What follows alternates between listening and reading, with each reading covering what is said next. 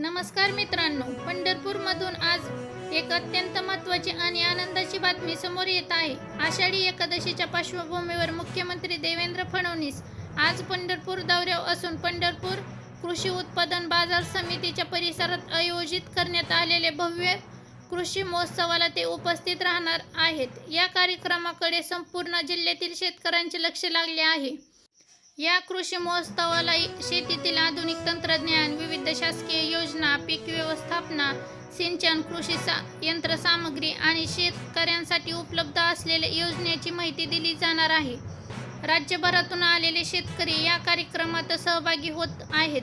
या कार्यक्रमातील सर्वात महत्त्वाची बाब म्हणजे पंढरपूर तालुक्यातील 7 निवडक शेतकऱ्यांना मुख्यमंत्री देवेंद्र फडणवीस यांच्या हस्ते कर्जमुक्तीनंतरचे 7-12 उतारे प्रदान करण्यात येणार आहेत.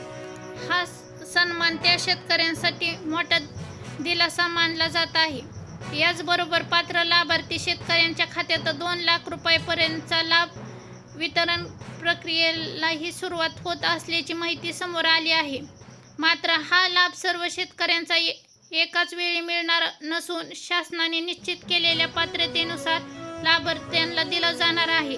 त्यामुळे सोशल मीडियावर फिरणाऱ्या अफवांवर, संदेशावर विश्वास ठेवू नका.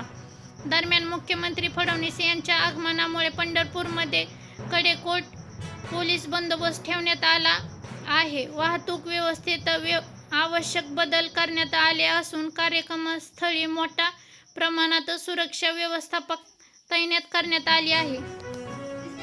कृषी महोत्सव, आधुनिक शेतीतील विविध स्टॉल, कृषी तज्ज्ञांचे मार्गदर्शन, नवीन तज्ज्ञांचे प्रात्यक्षिक आणि शासनाच्या योजनेतील माहिती शेतकऱ्यांना दिली जात आहे. या उपक्रमामुळे शेती अधिक फायदेशीर आणि आधुनिक करण्यात प्रयत्न होत आहे. शेतीतील बांधवांसाठी हा कार्यक्रम केवळ सन्मानाचा नाही तर शासनाच्या विविध योजनेची माहिती मिळवण्यासाठी मोठी संधी आहे.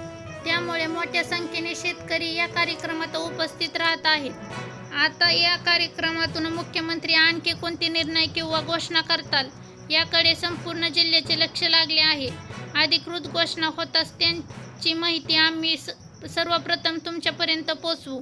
अशाच पंढरपूर आणि जिल्ह्यातील ताज्या पडताळीच्या बातम्यांसाठी आमच्या चॅनलला सबस्क्राईब करा, व्हिडिओला लाईक करा आणि ही माहिती इतर शेतकरी बांधवांपर्यंत नक्की शेअर करा. धन्यवाद.